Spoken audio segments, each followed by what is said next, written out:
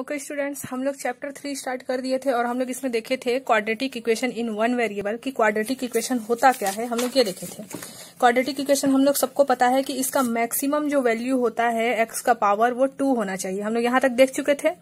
ठीक है, अब हम लोग क्वाड्रेटिक इक्वेशन कौन कौन सा है ये आइडेंटिफाई करना भी सीख गए थे और हम लोग एक्सरसाइज 1 भी कंप्लीट कर चुके हैं। अगर आप लोग प्रीवियस वीडियो नहीं देखे हो क्वाड्रेटिक इक्वेशन का एक्सरसाइज 1 जिसमें मैं क्वाड्रेटिक इक्वेशन होता क्या है ये भी बताई हूँ और उसको कैसे आइडेंटिफाई कर सकते हैं वो भी बताई हूँ। अभी के लिए आप लोगों को मैं इतना बता देती हूँ कि क्वाड्रेटिक इक्वेशन का जो मैक्सिमम पावर होता है वो 2 होता है और वो इस फॉर्म में होना चाहिए, इस फॉर्म में ax² plus bx plus c is equal to 0। इस फॉर्म में अगर कुछ भी आप लोगों को दिखता है मीन्स वो क्वाड्रेटिक इक्वेशन है।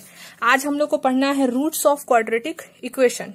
तो देखो रूट्स ऑफ क्वाड्रेटिक इक्वेशन हम लोग को देखना है। ठीक है, जैसे इसमें हम लोग को कोई सा भी क्वाड्रेटिक इक्वेशन गिवन होगा, देखो इसमें भी मैक्सिमम पावर 2 है और ये ax² plus bx plus c के ही फॉर्म में है ना। तो ये जो क्वाड्रेटिक पॉलिनोमियल है या फिर क्वाड्रेटिक इक्वेशन, इसको हम लोग को रूट कैसे बनाना है, मतलब रूट मतलब कि हम लोग को x का वैल्यू फाइंड करना है। 1 वेरिएबल है इसलिए सिर्फ x है। 2 वेरिएबल होता तो x के अलावा भी कोई और वेरिएबल हम लोग का यहाँ होना चाहिए था, लेकिन हम लोग क्वाड्रेटिक इक्वेशन इन 1 वेरिएबल पढ़ रहे हैं। ये सब बात मैं आप लोगों को इसके जो प्रीवियस वीडियो है उसमें मैं बता चुकी हूँ, इसलिए आप लोग एक बार उस वीडियो को जरूर देखें तभी आप लोगों को आगे समझ में आएगा। ठीक है, तो हम लोग देखो कभी भी बोलेगा कि रूट्स फाइंड करना है क्वाड्रेटिक इक्वेशन का, तो कैसे फाइंड करेंगे हम लोग। यहाँ पास देखो जैसे कोई सा भी वैल्यू दिया होगा और हम लोग चैप्टर 1 पढ़े हैं पॉलिनोमियल जिसमें हम लोग स्प्लिटिंग मेथड सीखे थे। ठीक है, स्प्लिटिंग मेथड में हम लोग क्या फाइंड करते थे, एक्स का वैल्यू। हम लोग यहीं तक पढ़े स्प्लिटिंग मेथड x-2 x-1 इतना ही पढ़ते थे हम लोग स्प्लिटिंग मेथड। लेकिन क्वाड्रेटिक इक्वेशन में हम लोग को 0 लगाना पड़ेगा, तो x-2 is equal to 0, x-1 is equal to 0। तो x-2 को कंपेयर करोगे 0 से तो x का वैल्यू +2 आएगा और x-1 को जब कंपेयर करोगे 0 से तो x का वैल्यू क्या आएगा, +1 आएगा। ठीक है, तो मैं अभी आप लोगों को ट्राई दिस से ये वाला सॉल्यूशन बताती हूँ कि किस टाइप से हम लोग को रूट्स फाइंड करना है। मतलब जैसे इक्वेशन दिया हुआ है तो ये जो हमारा इक्वेशन है ये क्वाड्रेटिक रूट मतलब रूट बनाता है कि नहीं बनाता है ये हम लोग को देखना है। मतलब verify whether given values of X are root of the equation और नॉट। मतलब अगर हम लोग एक्स का वैल्यू 5 रखते हैं और अगर एक्स का वैल्यू -1 रखते हैं तो LHS और RHS अगर दोनों इक्वल आ गया है यानी कि हम लोग बोल सकते हैं कि जो क्वाड्रेटिक इक्वेशन है वो रूट बनाता है। ठीक है, तो देखते हैं एक्सरसाइज ट्राई दिस का क्वेश्चन नंबर 1। तो देखो हमारा क्वेश्चन नंबर 1 दिया हुआ है x² प्लस 6x प्लस 5। हम लोग को क्या रखने बोला है, इसमें x का वैल्यू एक बार 5 रखना है और एक बार -1। तो सबसे पहले हम लोग x का वैल्यू 5 रखते हैं LHS में और RHS वैल्यू लाना है। मतलब LHS को सॉल्व करना है और 0 के इक्वल आना चाहिए। ठीक है, तभी ये क्वाड्रेटिक इक्वेशन माना जाएगा। मतलब रूट ऑफ क्वाड्रेटिक इक्वेशन हम लोग पढ़ रहे हैं तभी ये रूट माना जाएगा। ठीक है, अगर LHS और RHS दोनों इक्वल हो जाए तो हम लोग क्या लिए हैं, LHS लिए हैं x² plus 6x plus 5 LHS ले लिए और जहां भी x है वहां हम लोग क्या रख देंगे, -5। तो यहाँ x था यहाँ -5 रख दिया, यहाँ भी x था यहाँ भी -5 रख दिया और यहाँ तो x था ही नहीं, ओनली 5 था इसलिए 5। तो 5 5 जो 25 माइनस माइनस प्लस हो गया, प्लस माइनस माइनस 6 5 जो 30 प्लस 5 25 प्लस 5 क्या हो जाएगा 30 में से 30 माइनस करेंगे तो 0 और यहाँ भी हमारा 0 था यानी कि 0 इज इक्वल टू 0। LHS और RHS दोनों ही हमारा इक्वल आया यानी कि हम लोग बोल सकते हैं कि x-5 are the root of this equation. अब हम लोग x-1 को भी चेक कर लेते हैं। सेम वैसे ही LHS लिखेंगे, पहले LHS x² plus 6x plus 5। अब जैसे यहाँ हम लोग 5 रखे थे वैसे ही x के प्लेस में बस हम लोग को क्या रखना है, -1। तो यहाँ x यहाँ -1 रख दिया, यहाँ भी x यहाँ भी -1 रख दिया। तो 1 1 जा तो 1 होगा, minus minus plus, plus minus minus के 6 1 जा 6 प्लस का प्लस। ठीक है, अब 5 + 1 6 होगा, 6 में से 6 माइनस करेंगे 0 और यहाँ भी हमारा LHS भी 0 है और RHS तो ऑलरेडी 0 है यानी कि x-5 और x-1 दोनों ही का LHS और RHS इक्वल आ रहा है यानी कि हम लोग बोल सकते हैं hence x-5 and x-1 are the root of given quadratic equation, क्योंकि 0 के इक्वल आया। अगर अनइक्वल आता तो नहीं बोलते। ठीक है, नॉट हो जाता फिर। सेम वैसे ही क्वेश्चन नंबर 2 है ट्राई दिस का ही है ना। इसमें भी हम लोग को क्या रखने बोला है, x का वैल्यू एक बार 2/3 रखो और एक बार x का वैल्यू -1/3। तो एक बार हम लोग x का वैल्यू 2/3 रख दिए LHS में क्योंकि ये तो RHS है तो LHS में रख दिए। जहां भी x है वहां 2/3 रख दिए हैं। तो 2 2 जा 4, 3 3 जा 9, 3 2 जा 6 और 3 का तो 3 क्योंकि ये तो न्यूमरेटर है, ये डिनोमिनेटर के तो नीचे कुछ भी नहीं था तो 1 मान के 3 1 जा 3 कर दिए है ना। और ये -2 का -2 तो 9 से 9 कैंसिल हुआ, 4 बच गया। 3 2 जा 6 किए तो 2 और 2 का 2 तो 2 + 2 -4 होगा। -4 में से +4 माइनस किए तो 0 आया और हमारा जो क्वाड्रेटिक इक्वेशन का इक्वल 0 ही है। तो हम लोग बोल सकते हैं LHS is equal to RHS। ठीक है, अब यानी कि x इजिकल टू 2/3 के लिए ये जो हमारा इक्वेशन है ये क्वाड्रेटिक इक्वेशन का रूट बनता है x इजिकल टू 2/3, ये रूट हो गया है ना। अब हम लोग x इजिकल टू -1/3 के लिए देखते हैं, तो यहाँ रखती है हम लोग यहाँ LHS में जहां भी x है वहां क्या रखेंगे -1/3। फिर सेम वैसे ही सॉल्व करेंगे, -1/3 का स्क्वायर यानी कि 1 1 जा 1, 3 3 जा 3 और -1 इंटू -1 प्लस, इसलिए हट गया वो। फिर वैसे ही माइनस इंटू माइनस प्लस, 3 1 जा 3 और इसके नीचे कुछ भी नहीं तो 1, 3 1 जा 3, ठीक है। फिर -2 का -2, 3 1 जा 3 कैंसिल कर दिया, 9 1 जा 9 कैंसिल कर दिया, क्या बचा 1 प्लस, ये तो 3 1 जा 3 इसलिए 1 बचा और यहाँ पर 2, यह वही चीज है, यहाँ मैं फिर से लिख दी थी, ठीक है। तो 1 + 1 2 हुआ, 2 में से 2 माइनस हुआ तो 0, यानी कि यहाँ भी LHS और RHS इक्वल आया, क्योंकि देखो इसका भी LHS सॉल्व किया 0 आया और यहाँ भी 0 था। तो हम लोग बोल सकते हैं hence x is equal to 2/3 and -1/3 are the root of, ये रूट बनेगा क्वाड्रेटिक इक्वेशन का, ठीक है। अब देखो वैसे ही क्वेश्चन नंबर 3, क्वेश्चन नंबर 3 में भी हम लोग को क्या करना है, ये हमारा वैल्यू दिया हुआ है x² + x+, ये क्वाड्रेटिक इक्वेशन दिया हुआ है। क्वाड्रेटिक इक्वेशन को हम लोग और क्या बोल सकते हैं, स्क्वायर भी बोल सकते हैं, ठीक है। क्वाड्रेटिक इक्वेशन को हम लोग स्क्वायर इक्वेशन या फिर स्क्वायर पॉलिनोमियल भी बोल सकते हैं। अगर कभी आप लोगों को क्वाड्रेटिक इक्वेशन की जगह स्क्वायर इक्वेशन दिखेगा या फिर स्क्वायर पॉलिनोमियल लिख देगा तो भी याद रखना कि क्वाड्रेटिक इक्वेशन को ही बोल रहा है, जिसमें x का मैक्सिमम डिग्री 2 होना चाहिए, ठीक है। और किस फॉर्म में होना चाहिए, ax² + bx + c is equal to 0, इस फॉर्म में रहेगा, यानी कि वो क्वाड्रेटिक इक्वेशन है ना। और x² इजिकल टू 0 रहा सिर्फ तो भी ये क्वाड्रेटिक इक्वेशन है, क्योंकि इसका मैक्सिमम पावर 0 है। और मान लो x² + x इजिकल टू 0 रहा तो भी ये क्या है, क्वाड्रेटिक इक्वेशन है, क्योंकि यहाँ bx है तो यहाँ 1x हो जाएगा, c का वैल्यू 0 है, ठीक है। तो देखो यहाँ x का वैल्यू हम लोग को 0 और 1 रखना है, तो हम लोग x का वैल्यू क्या रख दिए, एक बार 0 रख दिए और एक बार 1 रख दिए। तो x का वैल्यू हम लोग 0 रखे, 0 रख दिए, तो 0 0 0 0 + 1, तो यहाँ तो हमारा 1 इजिकल टू 0 आ रहा है ना, 1 इजिकल टू 0, तो यहाँ LHS और RHS इक्वल नहीं हुआ। अब इस साइड 1 रख के देख लेते हैं, इसी में अब हम लोग एक x का वैल्यू 1 रखते हैं, दो वैल्यू है तो दो बार चेक करना है। तो 1 1 जा 1 1 3 आया और यहाँ हम लोग का 0 था, तो 3 इज नॉट इजिकल टू 0, यानी कि x is equal to 0 and x is equal to 1 are not the root of given equation, ये क्वाड्रेटिक इक्वेशन का रूट नहीं है। जब हम लोग x इजिकल टू 0 और 1 रखते हैं तो यानी कि क्वाड्रेटिक इक्वेशन का रूट नहीं है। तो रूट समझ रहे हो, यानी कि LHS और RHS जब इक्वल आता है तभी हम लोग उसको बोलेंगे कि रूट है गिवन इक्वेशन का, ठीक है। सेम ऐसे ही हमारा method solving of quadratic equation है, क्या मतलब हम लोग क्वाड्रेटिक इक्वेशन को किस किस मेथड से सॉल्व कर सकते हैं, ठीक है। तो एक तो मेथड यही हो गया कॉमन लेने वाला, क्वाड्रेटिक इक्वेशन में जैसे हम लोग को x का वैल्यू, इसमें x का वैल्यू ही तो फाइंड करते हैं, है ना, रूट फाइंड करते हैं x का वैल्यू ही, तो इसमें x कॉमन लिया तो हम लोग को एक बार x का कंपेयर करेंगे 0 से, क्योंकि यहाँ x के बाद 0 है, और एक बार x - 7 को भी कंपेयर करेंगे 0 से, तो x का वैल्यू तो 0 ही हो गया, और x - 7 को 0 से कंपेयर करेंगे तो -7 इधर चले जाएगा तो +7, तो यानी कि इसका आंसर आया x 0 and x equal to 7। यानी कि आप लोग x का वैल्यू जब इसमें 0 और 7 पुट करोगे तो ये रूट बनेगा, मतलब जैसे हम वही चेक कर रहे थे ना, x का वैल्यू रखते थे तो हमारा 0 के मतलब LHS और RHS इक्वल आता था, यानी कि वो यही अब रूट निकालने बताया है, ठीक है। पहले हम लोग को बता देता था और हम लोग वो क्वाड्रेटिक इक्वेशन में रूट होगा कि नहीं वो चेक करते थे, लेकिन अब हम लोग रूट निकालने सीख रहे हैं, यानी कि since the value of x satisfy the given equation this will be solution of, यानी कि ये जो सॉल्यूशन है इस इक्वेशन का, ठीक है। और अगर हम लोग कैसे सॉल्व कर सकते हैं क्वाड्रेटिक इक्वेशन में, अगर क्वाड्रेटिक इक्वेशन का x वैल्यू फाइंड करना है तो कैसे कैसे और सॉल्व कर सकते हैं।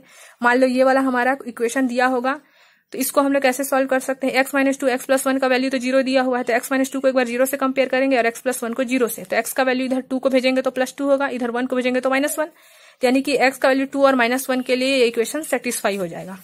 अब ट्राई दिस का ही एक क्वेश्चन और है हमारा, ये वाला ट्राई दिस का ही है, इसमें सॉल्व द फॉलोइंग इक्वेशन, हम लोग इसमें भी x और y का वैल्यू x का वैल्यू फाइंड करना है।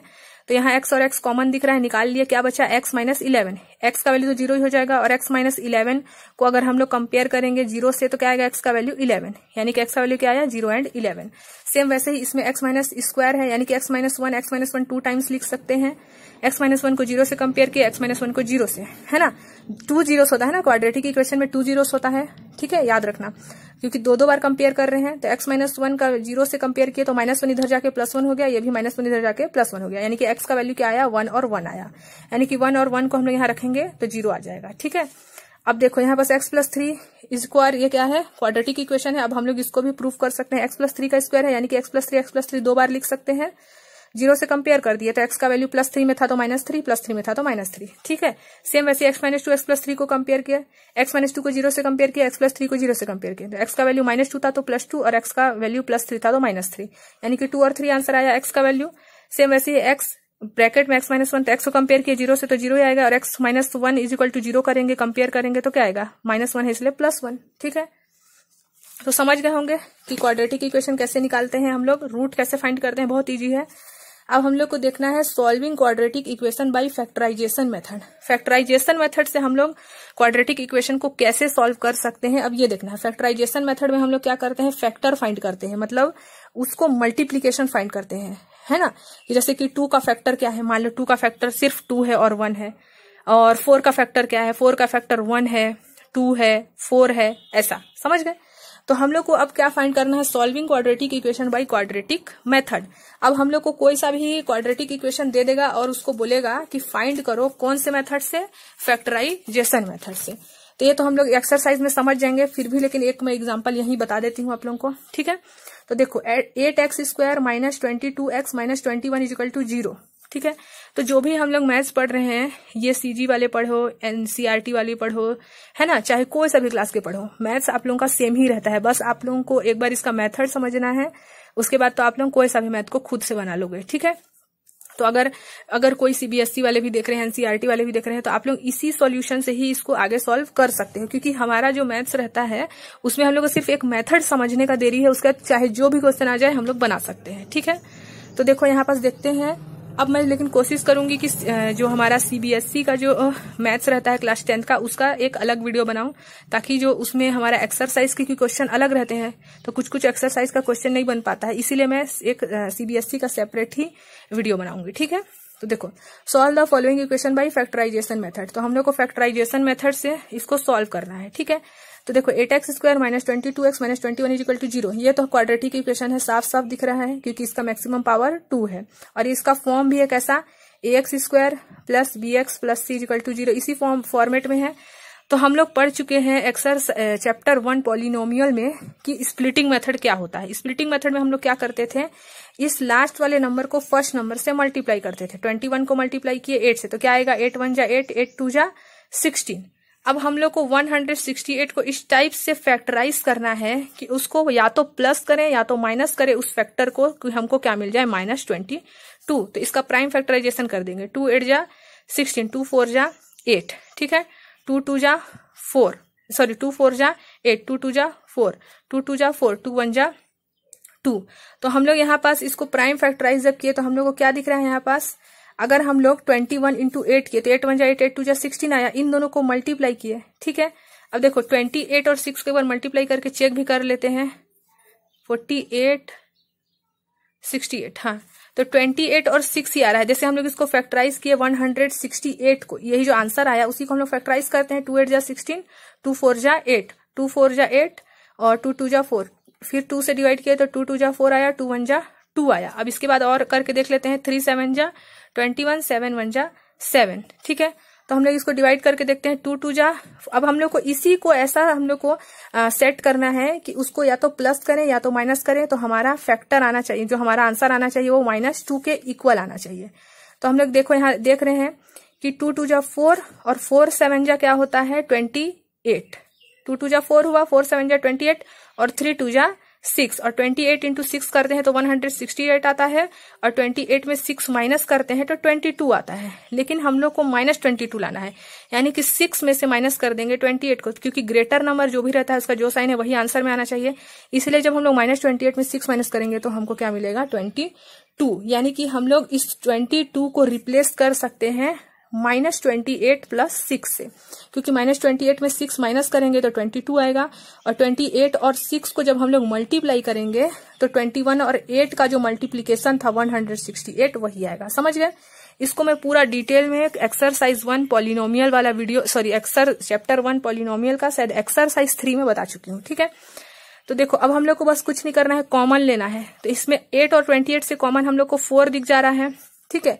आप लोग चाहो तो 8 को डिवाइड करके चेक कर सकते हो 28 से, ठीक है। तो जैसे हम लोग यहाँ पास देख लेते हैं, अगर आप लोगों को कॉमन लेने नहीं आता है तो आप लोग एक चीज और कर सकते हो, 8x² माइनस 28 ले लिया। अभी मान लो आप लोग इन दोनों में से कॉमन लेना चाहते हो, तो जो भी यहाँ नंबर रहेगा फर्स्ट नंबर उसको डिवाइड कर देना इससे, तो क्या आएगा 8 1 जा 8 हो जाएगा।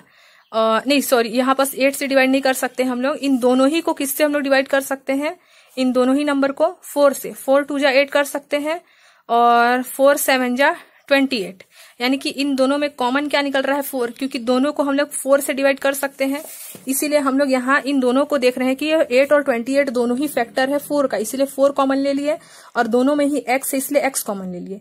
x कॉमन लेने के बाद यहाँ स्क्वायर था इसलिए एक x तो बचेगा ही, तो हमारा क्या बचा देखो 4 हम लोग कॉमन लिए हैं तो 2 तो बचेगा ही ना, 4 2 जा 8 x into x x², balance भी होना चाहिए, मल्टीप्लाई करने के बाद हम लोग को ये चीज मिलना भी चाहिए, ठीक है। प्लस माइनस माइनस 4 7 जा 28 और एक x बाहर है, अगर हम लोग यहाँ एक x और लगा देंगे तो ये अनबैलेंस हो जाएगा, क्योंकि हमारा x इंटू एक्स x² हो जाएगा, लेकिन यहाँ तो सिंगल x है। अब 6x और 21 में से क्या कॉमन दिख रहा है, 6 और 21 दोनों ही 3 के टेबल में आता है, इसलिए हम लोग 3 कॉमन लिए है ना, और x कॉमन नहीं ले सकते क्योंकि इसमें x नहीं है, अगर दोनों में ही x होता तो कॉमन लेते, क्योंकि जैसे यहाँ दोनों में x था इसलिए कॉमन लिए, ठीक है। तो कॉमन लिए जब हम लोग 3 को, तो अंदर में क्या बचा, ब्रैकेट के अंदर 2 बचा, क्योंकि 3 2 जा 6 और x का x, फिर प्लस माइनस माइनस होगा इसलिए अंदर में माइनस लेना पड़ा, और 3 को किससे मल्टीप्लाई करेंगे तो 21 आएगा 7 से। अब देखो हम लोग का दोनों ही ब्रैकेट सेम है, 2x माइनस 7 2x माइनस 7, यानी कि हम लोग बिल्कुल करेक्ट जा रहे हैं, ठीक है। तो 2x माइनस 7 दोनों में ही कॉमन है इसलिए एक बार लिख लिए, दोनों को ही एक बार लिख दिया, और क्या बचा 4x प्लस 3 उसको लिख दिए और इक्वल कर दिया 0 के। अब कुछ नहीं, अब कंपेयर करना है, जैसे अभी तक मैं आप लोगों को रूट वाला में कंपेयर करने बताई हूँ, तो देखो इसको कंपेयर कर दिए, 2x माइनस 7 को एक बार 0 से कंपेयर करेंगे और 4x प्लस 3 को भी किससे कंपेयर करेंगे 0 से। तो देखो कंपेयर करने के लिए 2x इक्वल टू 0 के इधर भेजेंगे -7 को तो +7 हो जाएगा, यानी कि 2x इक्वल टू 7 आया। x का वैल्यू निकालना है हम लोग को, तो 7 अपने प्लेस में है, 2 मल्टीप्लाई में इधर आकर डिवाइड हो गया, एक x का वैल्यू मिल गया 7/2। अब दूसरे x का वैल्यू निकालते हैं, तो 4x नहीं छोड़ दिया, 0 भी अपने प्लेस में है, +3 को ट्रांसफर किया -3 हो गया, 4x अपने प्लेस में है, 0 में से -3 इसलिए मैं 0 को डायरेक्ट हटा ही देती हूँ और -3 लिख देते हैं, ठीक है। अब -3 अपने प्लेस में है, x भी अपने प्लेस में है, ये मल्टीप्लाई में था इधर आके डिवाइड हो गया, तो x का वैल्यू हम लोग को दो मिल गया, 7/2 एंड -3/4। देखो यहाँ भी 7/2 -3/4, यानी कि x equal to 7/2 -3/2 are 2 roots in the given equation, यानी कि ये रूट हम लोग का निकल गया यहाँ पास, यानी कि अगर हम लोग इसको यहाँ रखेंगे तो LHS और RHS इक्वल आ जाएगा हमारा। सेम ऐसे ही क्वेश्चन नंबर 2 3 और 4 भी बनेगा, ठीक है, ये 2 3 4 भी बनेगा हम लोग का सेम टू सेम, ऐसे ही हमारे एग्जाम्पल में पूरा दिया हुआ है, ठीक है। अब सेम टू सेम ऐसे ही क्वेश्चन हमारे एक्सरसाइज में है, तो मैं इस एग्जाम्पल को नहीं बता रही हूँ, अगर आप लोगों को इस एग्जाम्पल भी समझना है तो कमेंट करिएगा, तो मैं एग्जाम्पल को भी अलग से बता दूंगी, ठीक है। अब हम लोग देखते हैं एक्सरसाइज 2।